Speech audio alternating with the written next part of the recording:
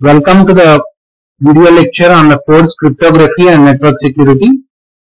The topic that is covered in today's lecture is Principles of Security. I am Dr. Badri Raju, Professor and Head, Department of Computer Science and Engineering, SRK Engineering College. The objectives of today's lecture are: 1. To explore how information representation had changed over the time from text to binary, how the storage has transformed from traditional to machine based.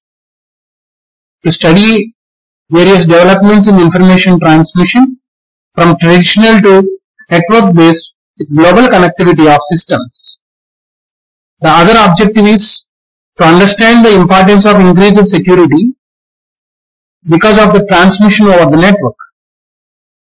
Next, to classify different security threats, to identify possible security violations in a network-based system, and finally, to learn about the primary goals of security and to study about properties of a secure system.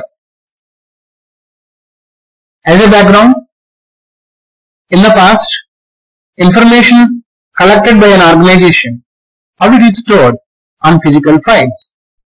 How is the confidentiality of those files maintained? It is achieved by restricting the access to few authorized and trusted people in that organization.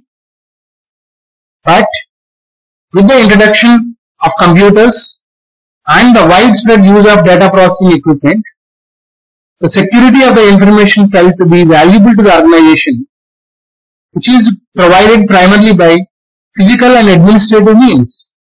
As an example, use of rugged filing cabinets with a combination lock for storing sensitive documents is used as a security measure. But with the introduction of computers, information storage became electronic, where information is represented in terms of zeros and ones, and instead of the information being stored on physical media, it was stored on computers. Introduction of distributed systems and the use of network communication facilitates for carrying data between terminal user and the computer affected the security. Measures are needed to protect the data stored on computer and also during the transmission. The term information security mainly deals with the information stored inside the computer, the information that is transmitted over the network. So with the introduction of computer, the need for automated tools for protecting the files and other information stored on the computer became evident. Generic name for the collection of the tools designed to protect the data and to third hackers is computer security. So basically, computer security deals with the security of the information stored in the computer against the hackers and malicious software like viruses. Network security measures are needed to protect the data during the transmission. The data processing equipment need to be connected with a collection of interconnected networks, which is often referred to as Internet. So, Internet security consists of measures to deter, prevent, detect, and correct security violations that involve the transmission of the information. If we discuss about information transmission, assume that a sender A wants to send information to a receiver B. What is needed is an information channel is needed between A and B. If the channel is a private channel, that means which is a dedicated channel between the sender and the receiver, then security automatically exists for the data that is transmitted over the channel. It is difficult for an opponent or a third party or an attacker to perform an attack because it is a dedicated secure channel between sender and receiver. If I have three entities in the system, A, B and C, I need to establish a link between A and B and A and C. Similarly, a link needs to be established between B and C. That means total we have to establish 3 links. If we consider n entities in the system, then entity 1 has to establish n minus links with entity 2, 3 and so on n. And the second entity has to establish n minus 2 links and so on. Total links which are required, which are dedicated, is n minus 1 plus n minus 2 and so on plus 1, which in turn is n into n minus 1 by 2. So if the nodes are far apart, establishing these links is difficult and not cost effective too. The alternative for this is to use a public channel like internet, where the link can be shared by all nodes across the globe, which is cost effective unlike private channels. But when the data is transmitted over the network, which is like an internet or a public channel, then there is a possibility that an opponent may perform an attack. So for data transmission, public channel need to be used because it is cost effective, but measures should be taken to protect the information that is transmitted over the network. So this is the basic difference between a private channel, which is a dedicated link, and a public channel, which is something like an internet, in terms of information security, in terms of establishing the channel, in terms of the cost effectiveness. But whenever the data is transmitted over a public channel, then there may be a possibility that a third party may perform an attack. These attacks can be broadly classified into 2 types, based on whether the attacker is interested in only obtaining the information or the attacker is interested in modifying the information. Here, the first one is a passive attack, where in passive attack, it attempts to learn or make use of information from the system, but does not affect the system resources. So an active attack, whereas attempts to alter the system resources or affects their operation. So passive attacks basically will be used to obtain information that is being transmitted, and active attacks involve some modification of the data stream or the creation of the false stream. Here, the main difference is it is difficult to detect a passive attack because passive attacker will not modify the data. Measures are needed to prevent it. But for an active attack, it is difficult to prevent because of the wide variety of potential physical, software and network vulnerabilities, but it can be detected and recovery from any disruption or delays caused by them. So what are the possible security violations when the data is transmitted over the network in a public channel? See this example, which is an example for interception, where A wants to send a message to B, another user C intercepts the message and gets access to the message, reads the contents of the message from A to B, which defeats the purpose of confidentiality. So interception causes loss of confidentiality.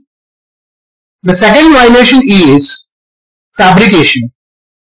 We have user C which sends a message to user B as if that message is posed as user A when the document is sent to user B. What is called fabrication. So fabrication is possible in the absence of authentication. We see the third violation, which is modification of the information. Here, user C tampers the message sent by the user A, which is actually designated for user B. User C tampers the message. Example, user A wants to transfer 1 lakh to D and A wants to send the message to the banker B. But in the middle, C has altered a message and changed the message as transfer rupees 1 lakh to C and send that message to B. this is the ideal route of the message, but this is the actual route through which the message has transferred via C and modification of the message has done. So modification causes loss of integrity. The fourth possible security violation is interruption. Due to the intentional action of the user C, user A may not be able to contact user B because C is continuously sending requests to B. Now B becomes busy and A cannot get any response from B. That means interruption makes the resources unavailable. Another violation in security is disclaim. A has sent a message to a stockbroker to buy 100 shares of a company XYZ at the rate of 1000. Later, because of loss, A can say that I have not sent that message. Or sometimes the receiver B can say that I have not received that message. That means user A performs funds transfer to user B. Later, user A could claim that the message was not sent by A. Or user B can claim that I have not received it. So disclaim basically defeats the principle of non-repudiation. So what are the main goals or principles of security? First principle is confidentiality. Confidentiality specifies that only the sender and the intended receiver should be able to access the contents of the message. Confidentiality is compromised if an authorized person is able to access the contents of the message. So basically confidentiality deals with protection of the data from unauthorized disclosure. Second goal of security is authentication. Authentication mechanism helps to establish the proof of identity. Authentication assures that the origin of the message is correctly identified. That means authentication is an assurance that the communicating entity is the one that it claims to be. The third one is integrity. When the contents of the message are changed after the sender sends it, but before it reaches the receiver, the integrity of the message is lost. An integrity service is the one which deals with a stream of messages, assures that the messages are received as sent, with no duplication, insertion, modification, reordering, or replay. So authentication basically is an assurance that the communicating entity is the one that it claims to be, and integrity is the one which prevents unauthorized modification of information.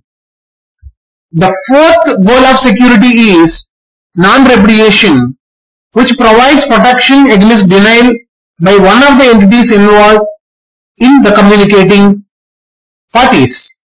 A proof exists that the message was sent by the specified party and also that the message was received by the specified party. So non-repudiation basically prevents either sender or receiver from denying a transmitted message. Two more goals will be there: access control and availability. Access control is the ability to limit and control access to the systems, which prevents unauthorized use of resources.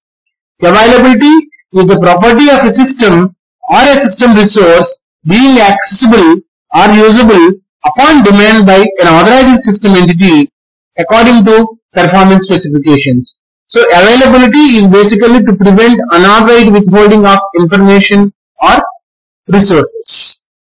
As a summary, we can wrap up this lecture as information can be transmitted over a public channel or a private channel, but transmission of information over a public channel is preferable, but information needs to be protected and a mechanism should be established to protect this transmitted data over the public channel. Attacks can be classified into two types, either passive or active. In passive attack, there will not be any modification of the data, whereas in active attack, there is modification of the data. The four primary goals of security are confidentiality, integrity, authentication, and non-repudiation. And two other additional goals are there: access control and availability. A system is said to be completely secure if all the above goals are satisfied. Thank you.